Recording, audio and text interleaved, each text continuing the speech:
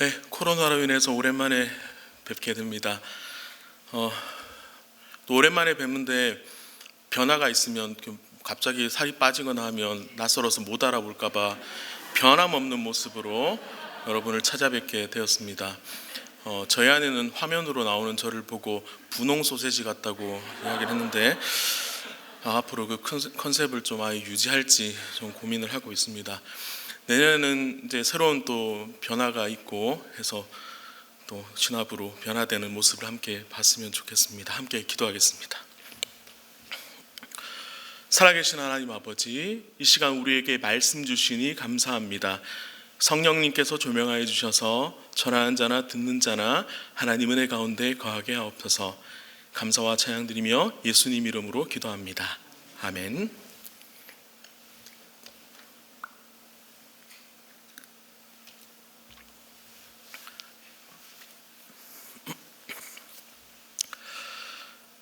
한 해의 마지막 주일입니다.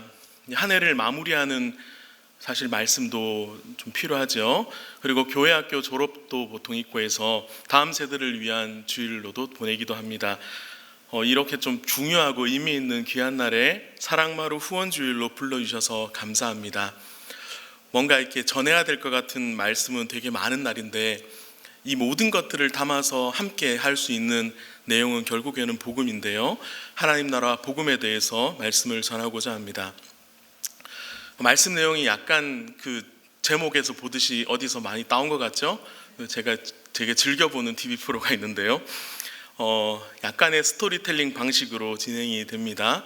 그래서 집중해서 잘 들어주셔야 됩니다. 졸다가 나중에 듣다가 이게 어디에 가는지 지금 모를 수 있습니다. 잘 한번 들어주십시오. 한 소년이 있습니다. 한 소년이 어느 날 아빠에게 와서 질문을 합니다. 아빠, 우리 민족은 어떤 민족이죠? 친구들 중에는 나와 다른 민족도 있고 나와 다른 종교를 가진 애도 있어요. 그런데 그 중에는 너희 민족은 가난하고 보잘것없는 떠돌이 민족이야. 너희가 믿는 신은 아무런 힘이 없어 라고 놀려대는 친구도 있어요. 아빠는 이 아들의 이야기에 갑자기 옛날 생각이 났습니다. 왜냐하면 자신도 비슷한 이야기를 들으며 자랐기 때문입니다. 문득 자신이 어렸을 때 자신의 아빠에게 똑같은 질문을 했던 기억이 났습니다. 그때 아빠는 열정에 차서 아빠도 사실은 아빠에게 들은 이야기야 라며 이야기를 들려주었습니다. 아빠의 아빠의 아빠니까 이 소년의 증조 할아버지가 이야기해준 처음 이야기였죠. 그러니까 증조 할아버지가 할아버지에게 이야기해주고 할아버지가 아빠에게 이야기해주고 이제는 아빠가 아들에게 이야기해줄 때가 된 것입니다. 아빠가 아들에게 말합니다.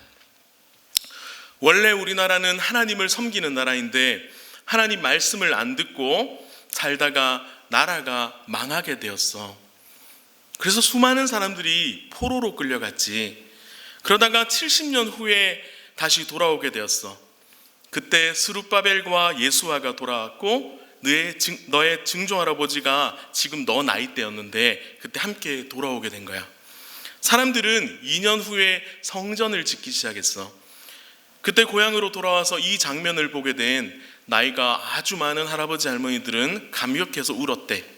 왜냐하면 어렸을 때 성전이 불타고 나라가 망하는 것을 봤는데 다시 고향으로 돌아와서 성전 건축이 시작되니까 얼마나 감동이었겠어. 그런데 이방인들의 반대로 성전 건축이 중단됐다가 16년 후에 학개 선지자 스가랴 선지자가 와서 다시 하나님 말씀을 전하고 성전 건축이 다시 시작되었어. 성전이 완공되고 사람들은 유월절을 지키며 감격과 기쁨을 누렸대. 아빠의 이야기에 이 아이의 눈이 초롱초롱해집니다. 아빠 너무 재밌어요. 그럼 그 후에는 어떻게 되었나요? 아빠가 계속해서 설명해 줍니다. 시간이 지나니까 사람들도 약간 무뎌졌어. 하나님에 대해서 제대로 알려줄 사람도 없었지. 사람들은 다 자기들 사느라 바빴어. 그러다가 너의 증조 할아버지가 돌아온 지 80년 후에 에스라가 돌아왔어. 에스라는 대제사장 아론의 후손인데 페르시아 땅에서 태어났지만 그곳에서 하나님의 율법을 연구한 사람이었어. 제사장이기도 하고 학자이기도 했지. 바로 네가 에스라가 돌아올 때쯤에 태어났지. 에스라가 돌아와서 하나님의 말씀을 전하고 율법을 가르치고 또한 10년 후에는 드디어 느헤미야 총독님이 돌아왔어. 느헤미야 총독님은 너도 들어봤지? 아이가 대답합니다. 네, 덕분에 성벽을 지금 다시 짓고 있잖아요. 이제 다 지었대요. 배경이 느헤미야 8장 배경이죠. 드디어 며칠 후에 성벽이 다 지어졌습니다. 족보를 찾아서 지도자를 세웁니다. 흩어져 있던 이스라엘 백성이 수문 앞 광장에 모입니다. 소년의 가족도 참석했습니다. 에스라가 새벽부터 정오까지 모세의 율법을 읽습니다. 에스라가 높은 단위에서 하나님을 찬양하니까 모든 백성이 울면서 아멘 아멘 하면서 화답합니다. 동역자들이 청중에게 익숙한 언어로 막 동시 통역을 합니다. 백성들은 모두 엉엉 웁니다. 느헤미야와 에스라와 지도자가 이날은 거룩한 날이니까 울지 마십시오라고 권면했지만 사람들은 울음을 멈출 수 없었습니다. 백성들은 기쁨의 잔치를 벌이고 함께 기뻐하고 일주일간 회개 집회가 이어졌습니다. 이 소년의 아버지도 함께 은혜를 받으며 이 소년의 가족들도 함께 은혜를 받으며 잔치에 동참했습니다. 얼마 후에 소년이 다시 아빠에게 질문합니다. 아빠, 이제 우리 민족이 어떤 민족인지 알게 되어서 너무 좋아요. 그런데 에스라가 알려준 족보는 너무 재미가 없어요. 무슨 의미죠? 아빠는 아들과 함께 족보를 살펴보았습니다. 우리가 볼 수 있는 역대상의 내용이죠. 우리 민족의 족보는 인류의 시초인 아담부터 시작해 아담과 언약을 맺은 아브라함이 우리의 조상이야. 대단하지? 역시 우리는 하나님이 택하신 민족이야. 아들도 덩달아 좋아합니다. 와, 아는 이름도 있어요. 너무 신기해요. 부자가 같이 족보를 보다가 몇 번이나 감동을 합니다. 사실 족보는 남이 봐서는 별 재미가 없습니다. 제가 여러분에게 밀양변씨 족보를 자랑해봤자 아무런 관심이 없으시겠죠. 조선의 개국공신이고 대대로 뼈대 있는 양반 가문이고 문신, 수많은 문신들을 배출했고 지금 다 관심이 없으시잖아요. 네, 이순신 엄마도 막 있고 막 이런 가문인데 별로 관심이 없으시죠? 족보는 남들은 말해봐야 관심이 없습니다. 그런데 당사자들은 이 족보를 가운데서 자신의 정체성을 찾는 거죠. 아무튼 이들은 유다 자손의 족보를 보다가 에스라가 정리한 이 족보를 보다가 야베스라는 조상의 이야기에 궁금증이 생겼습니다. 오늘 바로 우리가 읽은 본문이죠. 다른 사람은 그냥 이름만 적혀있는데 이 야베스라는 이름은 뭔가 사연이 있고 그가 했던 기도도 기록이 되어 있습니다. 아빠, 야베스는 어떤 사람인가요? 글쎄, 아빠도 잘 모르겠는데 우리 걸 기록한 에스라에게 가서 물어볼까?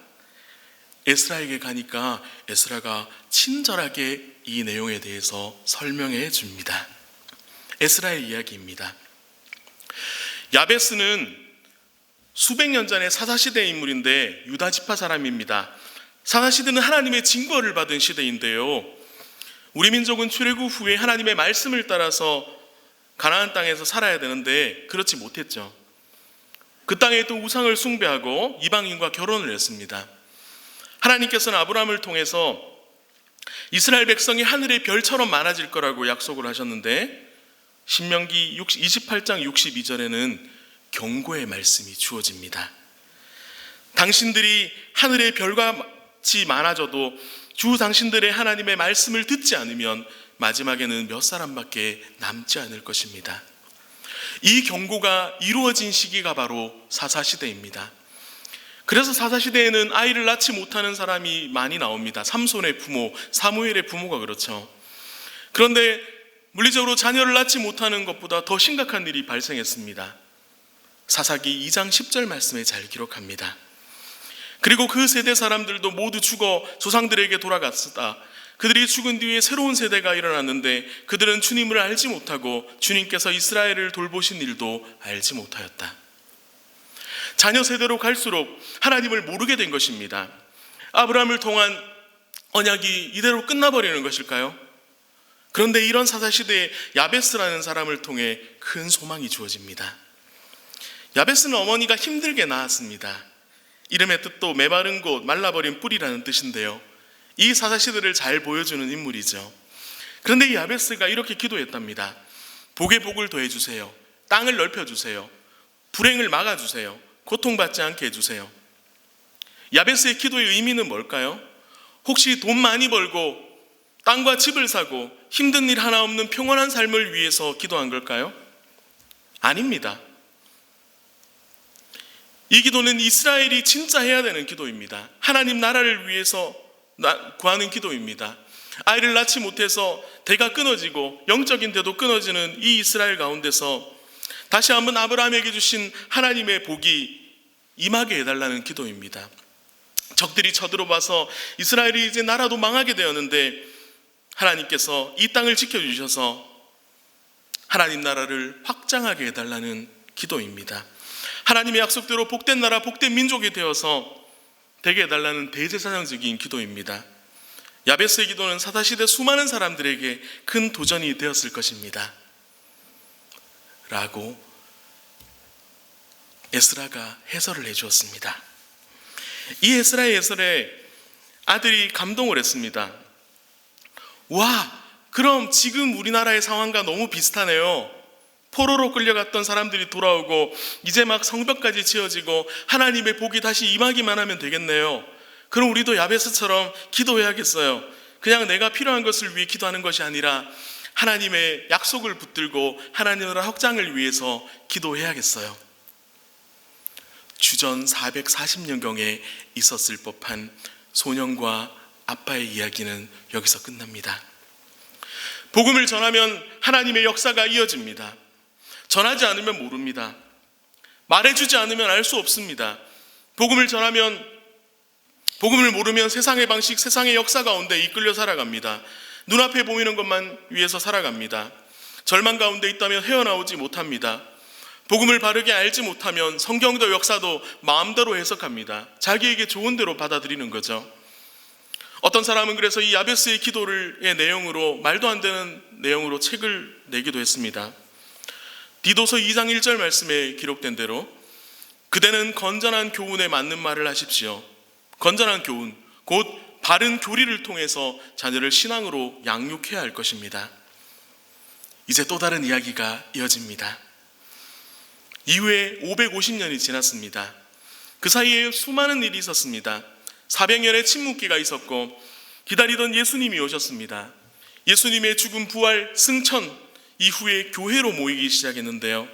그러나 그와 함께 핍박이 시작되었습니다. 로마의 네로 황제는 예수님을 구주로 믿는 모임, 곧 교회를 매우 싫어했습니다. 그러나 핍박 가운데서도 사도들과 제자들의 활동으로 복음이 전파되었습니다. 로마의 침략으로 주 70년에 예루살렘 성전이 다 파괴되었습니다. 이스라엘의 시대는 이제 완전히 끝난 듯합니다. 사람들은 네로 이후에 새롭게 세워진 황제들도 본격적으로 교회를 핍박하니까 사람들은 지하교회로 숨었습니다. 그때 어떤 지하교회에 숨어있는 한 소년이 아빠에게 질문을 합니다. 아빠, 우리 민족은 어떤 민족인가요? 어떤 나라인가요? 왜 우리는 숨어서 지내야 되죠? 40년 전에 성전이 무너졌다는데 그럼 우리는 이제 완전히 망한 건가요? 슬퍼하는 아들에게 아빠가 파피루스 종이를 하나 딱 꺼내줍니다. 아들이 읽어보는데 재미가 없는 겁니다. 아빠, 이거 낳고 족본데 무슨 말인지 하나도 모르겠어요. 아빠가 대답해 줍니다.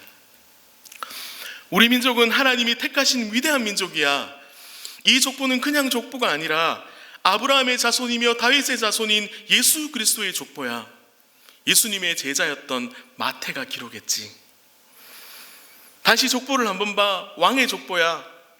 하나님이 우리를 부르셨고 출애굽하게 하셨고 사사시대를 지나 왕정시대를 지나 바벨론 포로에서 돌아오게 하시고 결국 구약에서 예언하신 예수님이 태어나셨어. 물론 우리 민족이 그 예수님을 알아보지 못해서 우리 민족 때문에 예수님이 십자가에 못 박히게 되었지만 예수님은 부활하시고 승천하셨어. 그리고 중요한 것은 우리가 이스라엘 민족이기 때문에 구원받는 것이 아니라 예수님을 믿기 때문에 구원받는 거야. 과거에 우리 조상들은 이 족보의 후손이기 때문에 좋아했지만 이제는 이 우리 같은 연약한 자들을 통해서 구원을 이루시는 하나님 때문에 기뻐할 수 있단다. 아빠가 이렇게 알려주니까 아들이 족보를 다시 봅니다. 거기에는 이방인도 나오고 죄인도 나오고 차별받던 여성도 나옵니다. 비록 지금 이들의 상황은 암담하지만 이제 예수 그리스도를 믿기 때문에 이들에게 소망이 있습니다. 이들은 복음의 소식을 들음으로 하나님을 아버지라 부르는 세상 어디에도 없는 믿음의 족보를 이루게 되었죠. 주 110년경 핍박받는 때에, 소망이 없던 때에 예수님의 복음의 소식은 이들을 살리는, 지하교회에서도 이들을 숨쉬게 만드는 유일하고 참된 기쁜 소식이었습니다. 복음은 온전한 회복을 줍니다. 사람을 바꿉니다. 가족을 바꿉니다. 민족을 바꿉니다. 새로운 세상이 열립니다. 마찬가지로 이 복음을 바르게 전해야 되겠죠. 가르쳐야 합니다. 전하지 않으면 모릅니다. 자, 또 다른 이야기가 이어집니다.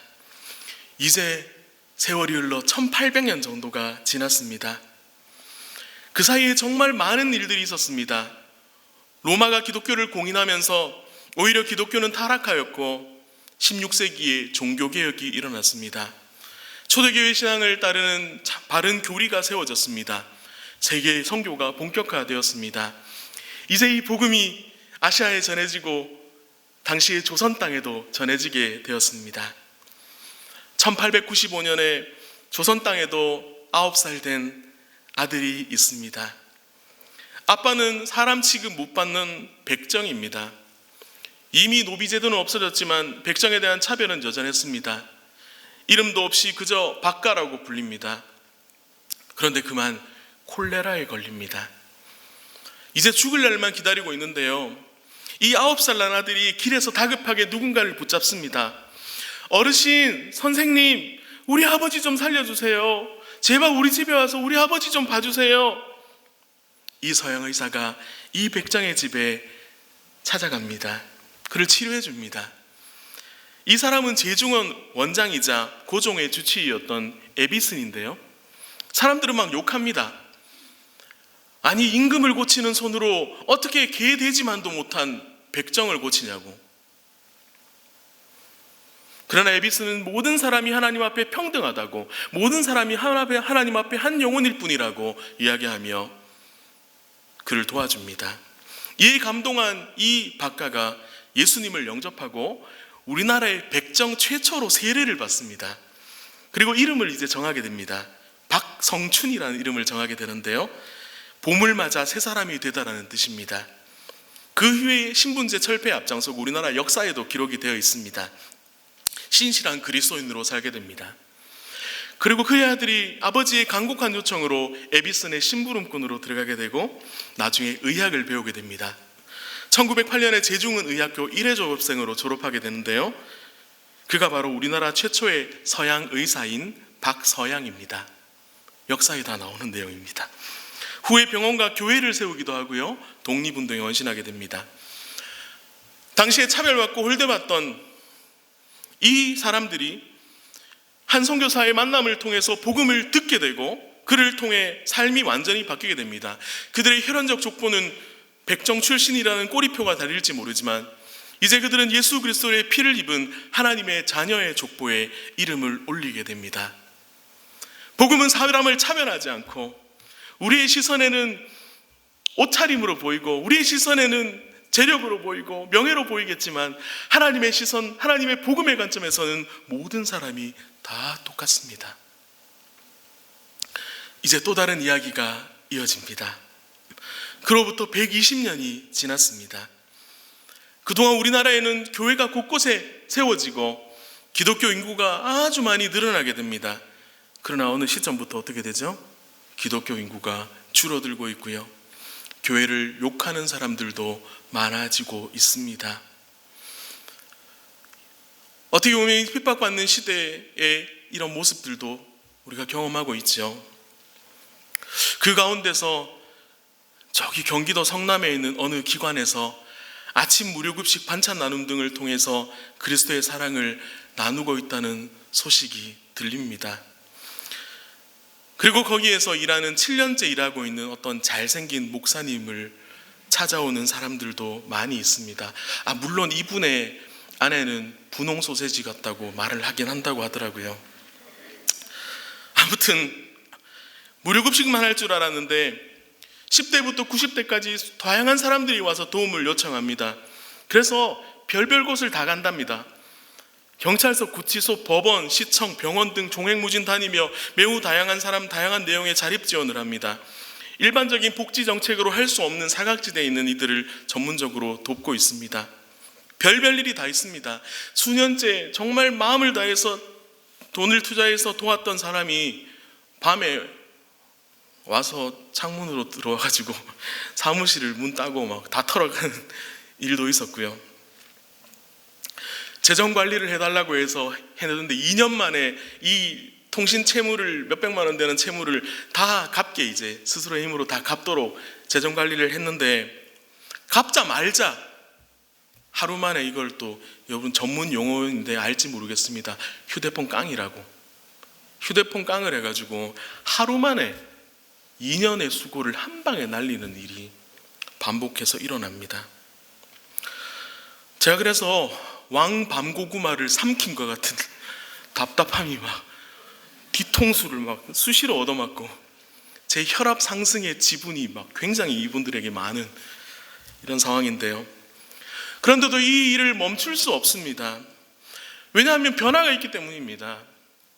이 사람들이 그냥 인간적으로 사람으로서 변화됐다면 그냥 지나칠 수 있겠죠. 또 변화 안 되면 뭐 사람이 그렇지 뭐 역시 머리 금은 짐승은 겨두면 안 돼 이렇게 생각했지만요, 이들 가운데 예수님을 믿는 사람이 생기고 비록 매우 더디지만 이 사람들 가운데 점점 조금씩 본질적인 영혼이 변화되는 일이 발생을 합니다. 그래서 이 일을 멈출 수가 없습니다. 여전히 반복적이고 여전히 어려운 사람들이 많이 있지만 그 가운데 정말 작게나마 소망의 빛이 예수 그리스도를 통해 보이고 있기 때문에 이 일을 멈출 수가 없습니다. 결국 이 일도 복음의 확장이고 하나님 나라의 사역입니다. 이스라엘의 사사시대 이야기, 바벨론 포로에서 돌아왔을 때의 이야기, 초대 지하교회의 이야기, 한국교회 초기 이야기, 그리고 사랑마루의 사역 이야기는 시간과 공간은 다르지만 모두 복음 안에서 연결되는 하나님 나라의 이야기입니다.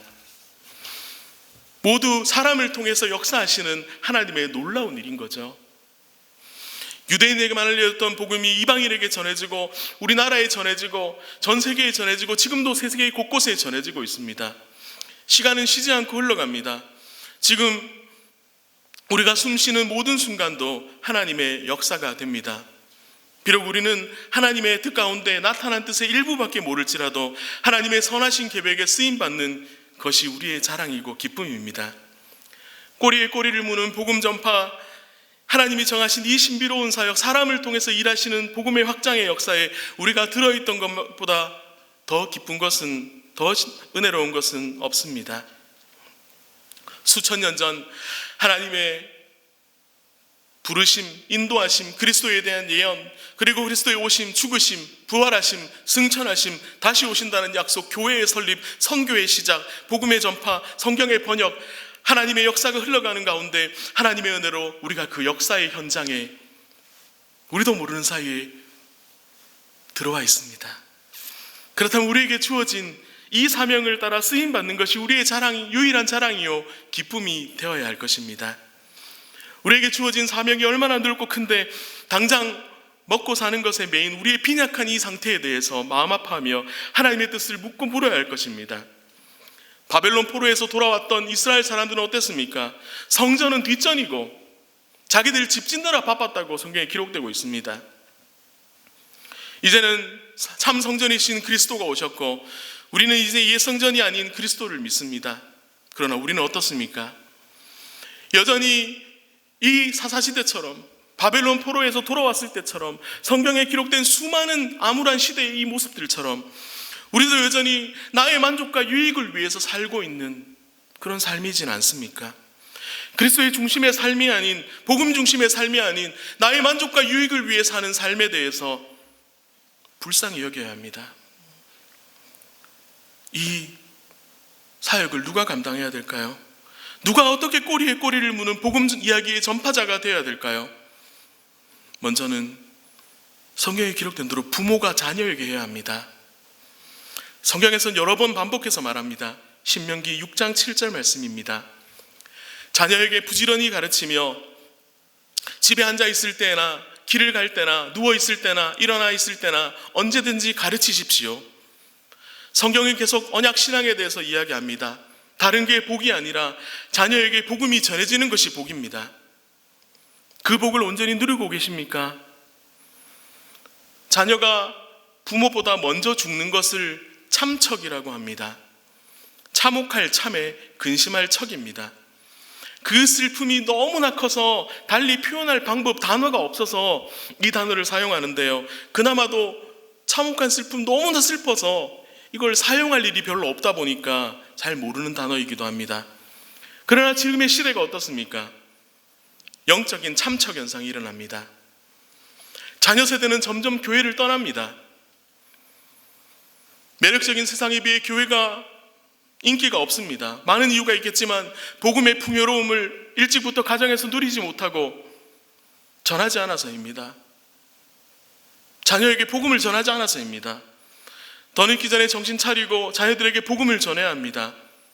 저도 내 자녀의 아빠로서 부모의 사명이 얼마나 대단한지, 놀라운지 늘 깨닫게 됩니다. 부모의 신앙교육을 또한 지원하고 불신가정의 아이들에게는 영적인 부모의 역할을 감당하는 교회 학교 사역자와 또 교사들을 응원하고 축복합니다. 또한 이 일에 헌신하는 기독교 학교를 응원합니다. 참고로 제가 은혜샘물초등학교 학부모회 회장님이신데요,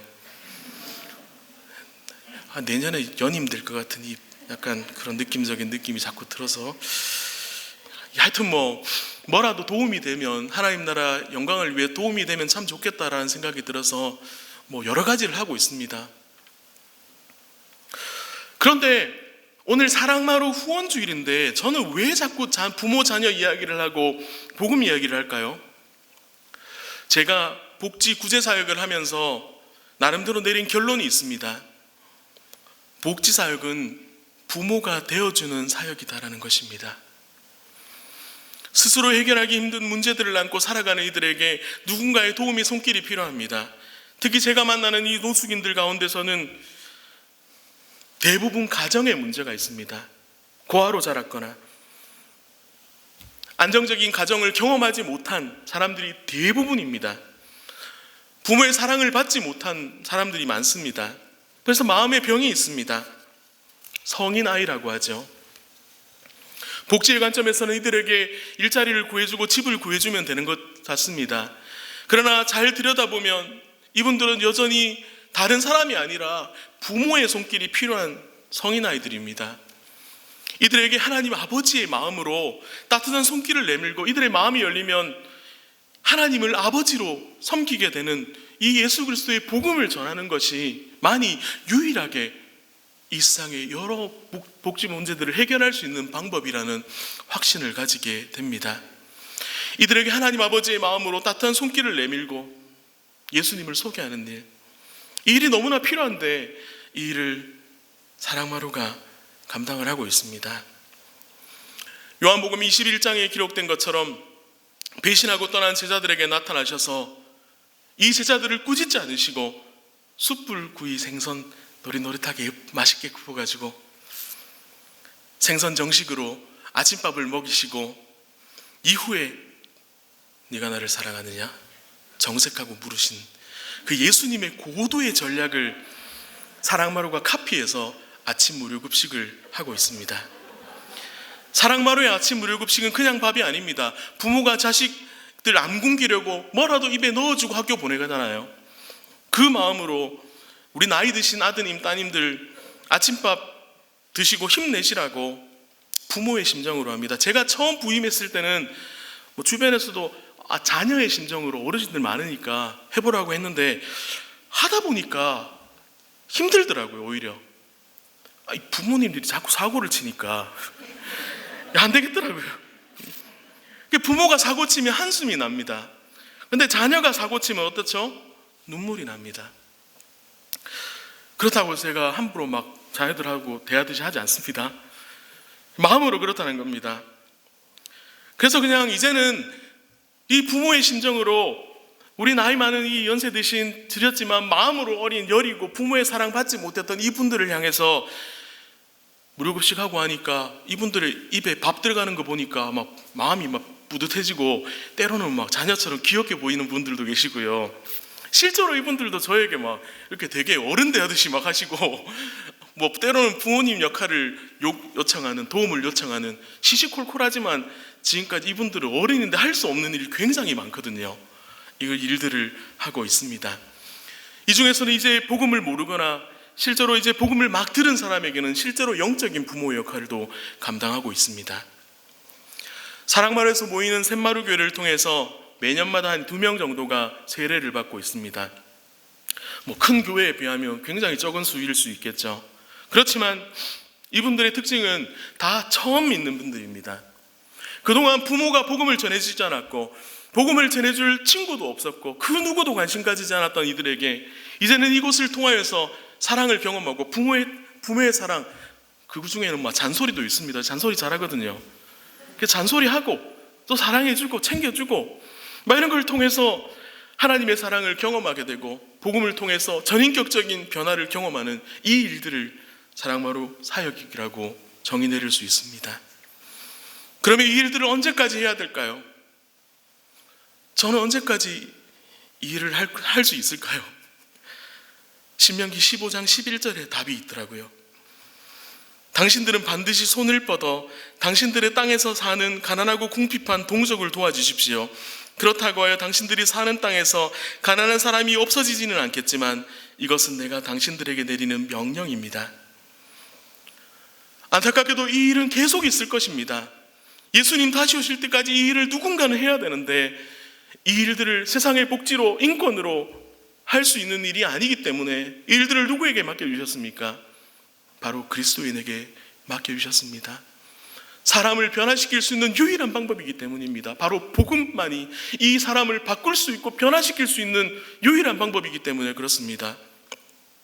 우리의 사명은 예수 그리스도를 전해서 같은 하나님을 아버지로 모시는 우리의 형제 자매를 더 만드는 것입니다. 우리에게 주신 자녀들이 천국에서는 형제 자매가 됩니다. 그래서 자녀들을 영원할 것처럼 내 품 안의 자식으로 키우는 일이 없어야 되겠죠. 형제 자매에게 나에게 주신 사명을 따라 이 아이에게 복음을 전해서 천국에서 우리 한 형제 자매로 살 수 있도록 자녀에게 복음을 전해야 됩니다. 그 영광의 날을 꿈꾸며 복음 전해야 됩니다. 그리고 복음 전해줄 만한 사람이 없는 이 땅에 소외된 이웃들을 우리가 품어야만 합니다. 하나님 아버지의 마음을 닮아 사랑으로 섬기며 전인이 변화되도록 이끌어야 합니다.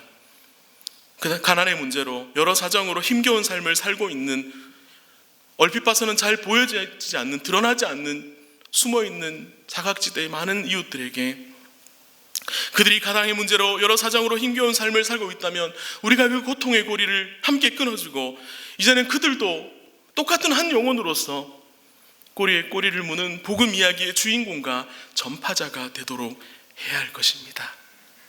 이제 말씀을 맺습니다. 가정사역, 복지사역, 교회사역은 다른 접근 방식이지만 결국에는 하나님 나라, 하나님의 자녀가 되게 하는 복음사역이고 영적으로 연약한 자들을 돕고 성장케 하는 돌봄사역이고 전인적으로 변화시키는 하나님 나라의 사역입니다. 영혼 구원 복음사역입니다. 이 복음의 역사는 성경 이야기 이후에도 계속되고 있습니다. 오늘 왜 성경의 옛 이야기들을 끌어와서 지금의 시도 사랑마루를 연결시킬까요? 복음이 변함없이 성경 이야기 이후에도 흐르고 있는데 이 사역을 우리가 현장 가운데 지금 이미 있다는 것을 강조하기 위함입니다. 꼬리에 꼬리를 무는 기적의 현장이 곳곳에서 일어나기를 간절히 소망합니다. 올 한 해 이 복음 사역에 얼마나 동참하셨는지요? 우리의 삶을 잘 돌아보며 우리 가운데 이제는 새해에는 이 복음 전하는 일에, 자녀에게 전하고 이웃들에게 전하는 일에 내 삶을 좀 드리기를 결단하고 결심하는, 계획하는 모든 성도가 되시기를 주님의 이름으로 축복합니다.